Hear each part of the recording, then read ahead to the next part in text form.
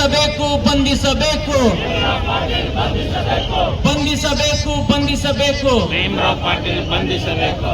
ಇದು ಸ್ಟ್ರೈಕ್ ಏನು ಮುಂದ್ ಕುಂತವ್ರಿಗೆ 10 ಮಂದಿಗೆ ಅದನ ಅಲ್ಲೆಲ್ಲರೂ ಕೂತಿರಲ್ಲಿ ಗಿಡತಳೆ ಎಲ್ಲ ಕುಂತರು ಎಲ್ಲರೂ ಜೈಕಾರ ಬಂಧಿಸಬೇಕು ಬಂಧಿಸಬೇಕು. ನಹಿ ಚಲೇಗಾ ನಹಿ ಚಲೇಗಾ ಅಕ್ರಮ ಲೇಔಟ್ ಅಕ್ರಮ ಲೇಔಟ್ ಅಕ್ರಮ ಲೇಔಟ್.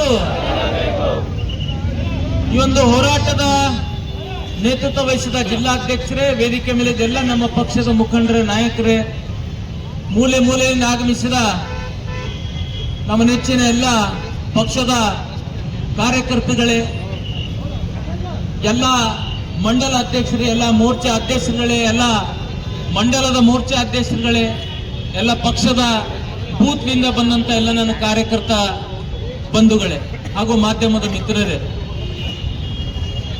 ಇಷ್ಟೊತ್ತನ ಶ್ರದ್ಧೆಯ ಮಾತೇಂದ್ರೆ ಇಷ್ಟೊತ್ತನ ಸವಿಸ್ತರವಾಗಿ ಜಿಲ್ಲೆಯ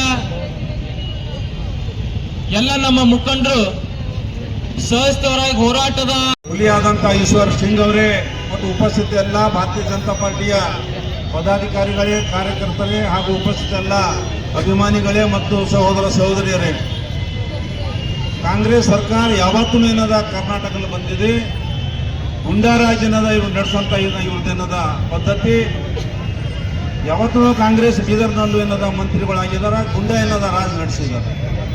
ಇವತ್ತು ರಾಜ್ಯದಲ್ಲಿ ವಿಶೇಷವಾಗಿ ಮಹಿಳೆಯರಿಗೆ ಏನದ ಹುಬ್ಬಳ್ಳಿನಲ್ಲಿ ಬತ್ತಲೆ ಏನದ ಮಾಡೋಂಥ ಕೆಲಸ ಆಯಿತು. ಅದು ವಿಶೇಷ ಕಾಂಗ್ರೆಸ್ ಅನ್ನೋದ ಸಪೋರ್ಟ್ ಇಂಡಿಯಾ ಆಗಿದೆ. ಬಳ್ಳಾರಿಯಲ್ಲಿ ಕೊಲೆ ಆಯಿತು, ಫೈರಿಂಗ್ ಆಯಿತು, ಅದು ಕಾಂಗ್ರೆಸ್ ಏನದ MLA ಏನದ ಗನ್ಮೆನ್ ಏನದ ಮಾಡಿದ್ರು, ಅಲ್ಲೂ ಏನದ ಬಿಜೆಪಿ ಅದರ ಮೇಲೆ ಕೇಸ್ ಮಾಡೋದು. ಗುಂಡಾಗಿರಿ ಮಾಡಿ ಗುಂಡಾಗಳು ಗುಂಡು ಹಾರಿಸಿ ಅದೇ ಸತೀಶ್ ರೆಡ್ಡಿ ಅಂತಕ್ಕಂತ ಒಬ್ಬ ವ್ಯಕ್ತಿಯ ಗನಿಮೇರುಗಳ ಗುಂಡಿನಿಂದ ಚಂದ್ರಶೇಖರ್ ಅಂತಕ್ಕಂತ ಕಾರ್ಯಕರ್ತ ಸಾಯ್ತಾನಂತ ಹೇಳಿ ಅಲ್ಲಿನ ಪೊಲೀಸರು ವರದಿ ಕೊಡ್ತಾರ. ಕಾಂಗ್ರೆಸ್ ಸರ್ಕಾರ ಏನ್ ಮಾಡ್ತದ, ಅಲ್ಲಿನ ಅಮಾಯಕ SP ಸಸ್ಪೆಂಡ್ ಮಾಡ್ತಕ್ಕಂತ ನೀಚ ಕೆಲಸಕ್ಕಿದ್ದು ಕಾಂಗ್ರೆಸ್ ಸರ್ಕಾರ. ಇದು ಇವತ್ತು ನೋಡ್ರಿ, ಇವತ್ತ ಚಿನ್ನಸ್ವಾಮಿ ಸ್ಟೇಡಿಯಂ 11 ಮಕ್ಕಳು ಸತ್ತು. ಯಾರಿಗೆ ಸಸ್ಪೆಂಡ್ ಮಾಡಿದ್ರು ಇವರು? ಕಮಿಷನರ್ ಸಸ್ಪೆಂಡ್ ಮಾಡ್ತಾರೆ ಇವರು. ಇವರಿಗೆ ಆಡಳಿತ ನಡೆಸಲಿಕ್ಕೆ ಬರಲ್ಲ ಇವರಿಗೆ. ಅವತ್ತು ಗುಂಡು ಹಾಸಿ ಅವ್ರ ಕಾರ್ಯಕರ್ತ ಸತ್ತನ, ಆ ಗನ್ ಮೇಲಿಂದ ಹೋಗ್ಯದಂದ್ರು FIR ಯಾರ ಮೇಲೆ ಮಾಡ್ತಾರೆ ಇವರು? ಜನಾರ್ದನ್ ರೆಡ್ಡಿ ಮೇಲೆ FIR ಮಾಡ್ತಾರ. ಬಂಧುಗಳೇ, ಅವರು ಇನ್ನೇನು ಬಹಳ ದಿನ ಉಳಿಯೋರಿಲ್ಲ. ಅವರು ಅವ್ರಿಗೆ ಗೊತ್ತಾಗ್ಯದ ಯಾವಾಗ ಬಿಹಾರ್ ಚುನಾವಣೆ ರಿಸಲ್ಟ್ ನೋಡ್ಯಾರ, ನಾವು ಇನ್ನ ಥೋಡೆ ದಿನದವರೇ ಇದ್ದೇವೆ ಅಂತ ಹೇಳಿ ಅವರು ಕಾಯಂ ಮಾಡ್ಕೊಂಡಾರ. ಥೋಡೆ ದಿನದವರೇ ಯಾರು, ನೀವ್ಯಾರು ಏನು ಚಿಂತೆ ಮಾಡಬೇಡ್ರಿ. ಯಾರ ಸಿದ್ದು ಪಾಟೀಲ್ ಮೇಲೆ ಏನಪ್ಪ ಈ ರೀತಿ ಹಲ್ಲೆ ನಡೀಲತ್ತದ, ನಮ್ಮ ಪಾಡ್ಯಾನ ಅಂತೇಳಿ ಯಾರೊಬ್ಬ ಬೀದರ್ ಜಿಲ್ಲಾ ಬಿಜೆಪಿ ಕಾರ್ಯಕರ್ತ ನೀವ್ ಯಾರು ಹೆರತಕ್ಕಂತ ಅವಶ್ಯಕತೆ ಇಲ್ಲ. ಇವತ್ತು ಸಿದ್ದು ಪಾಟೀಲ್ ಸಲುವಾಗಿ ನಾವೆಲ್ಲರೂ ಹೆಂಗ್ ಬಂದಿದ್ದೇವೆ, ನಿಮಗೆ ಅನ್ಯಾಯ ಆದ್ರೂ ಕೂಡ ನಿಮ್ಮ ಊರಿತನ ನಾವೆಲ್ಲರೂ ಬರ್ತೇವೆ ಅಂತಕ್ಕಂಥ ವಿಶ್ವಾಸ ನಿಮಗಿರಲಿ.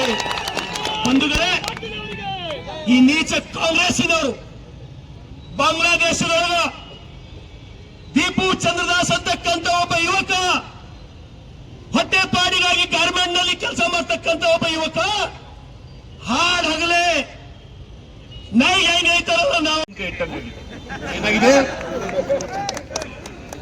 ಮೈಯೆಲ್ಲ ಬರ್ಚ್ಕೊಂಡು ಏಕವಚನದಲ್ಲಿ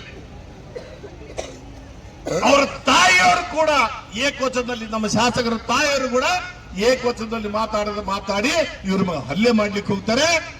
ದುರಾದೃಷ್ಟ ಅಂದ್ರೆ ಬಂಧುಗಳೇ, ನಮ್ಮ ಸಚಿವರು ಯಾರ ಆ ಮೀಟಿಂಗ್ನ ಪೋಷಕರಾಗಿರ್ತಾರೆ, ಅವರು ಬಾಯಿ ಮುಚ್ಕೊಂಡು ಕೂಡ್ತಾರೆ.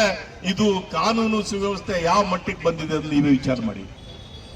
ಇವತ್ತೊಬ್ಬ ಶಾಸಕರ ಮೇಲೆ ಹಲ್ಲೆ ಮಾಡ್ತಂದ್ರೆ ಈ ಜಿಲ್ಲೆಯಲ್ಲಿ ಸಾರ್ವಜನಿಕರು ಹೆಂಗ್ ಬದುಕಬೇಕು? ನಾನು ಕಾಂಗ್ರೆಸ್ ಪಕ್ಷದ ಅಧಿನಾಯಕ, ಲೋಕಸಭೆಯಲ್ಲಿ ವಿರೋಧ ಪಕ್ಷ ನಾಯಕ ರಾಹುಲ್ ಗಾಂಧಿ ಅವರನ್ನು ಒಂದು ಪ್ರಶ್ನೆ ಕೇಳಿಕ್ಕೆ ಇಚ್ಛೆ ಪಡ್ತಾನೆ. ದಿನ ಬೆಳಗ್ಗೆದ್ರೆ ನೀವು ಸಂವಿಧಾನವನ್ನ ಕೈನಲ್ಲಿ ಹಿಡ್ಕೊಂಡು ಸಂವಿಧಾನ ಸಂವಿಧಾನ ಸಂವಿಧಾನ ಅಂತಿದ್ರಲ್ಲ, ನಿಮ್ಮ ಸಂವಿಧಾನವನ್ನ ನಿಮ್ಮ ಶಾಸಕರು ಪಾಲನೆ ಮಾಡ್ತಿದ್ದಾರಾ ಅಂತ ನಾನು ಇವತ್ತು ಅವ್ರಿಗೆ ಕೇಳಲಿಕ್ಕೆ ಇಚ್ಛೆ ಪಡ್ತೇನೆ. ಶಾಸಕರೇ ಎದ್ದು ಒಬ್ಬ ಶಾಸಕರ ಮೇಲೆ ಹಲ್ಲೆ ಮಾಡ್ತಾರಂದ್ರೆ ಇವ್ರ ಸಂವಿಧಾನದ ಬಗ್ಗೆ ಎಷ್ಟು ಇವ್ರಿಗೆ ಗೌರವ ಇದೆ ಅರ್ಥ ಮಾಡ್ಕೊಳ್ಳಿ.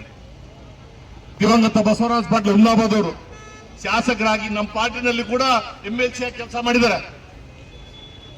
ಅವರು ಮಂತ್ರಿಗಳಾಗಿ ಕೂಡ ಕೆಲಸ ಮಾಡಿದ್ದಾರೆ. ಇವತ್ತು ಸ್ವರ್ಗದಲ್ಲಿ ಕುಂತು ನೋಡ್ತಾ ಇದ್ದಾರೆ ಅವರು ಏನ್ ಮಾಡ್ತಾ ಇದಾರೆ ಅಂತ ಹೇಳಿ. ಇವ್ರ ಮಕ್ಕಳ ಈ ವರ್ತನೆಗೆ ಅವರು ಮೇಲೆ ಕುಂತು ಚೀಮಾರಿ ಆಗ್ತಿರ್ಬೋದು ಅಂತ ನಾನು ಭಾವಿಸ್ತೀನಿ. ಯಾಕೆ ಹೇಳ್ತಾ ಇದ್ದೀನಿ ಗೊತ್ತಾ? ಭೀಮರಾವ್ ಪಾಟೀಲ್ ಇಲ್ಲಿ ಹಿಂಗ್ ಮಾಡಿದ್ದಾರೆ. ಇವ್ರಿಗಿಂತ ಮೊದಲು ಇವ್ರ ಅಣ್ಣ ಚಂದ್ರಶೇಖರ್ ಪಾಟೀಲ್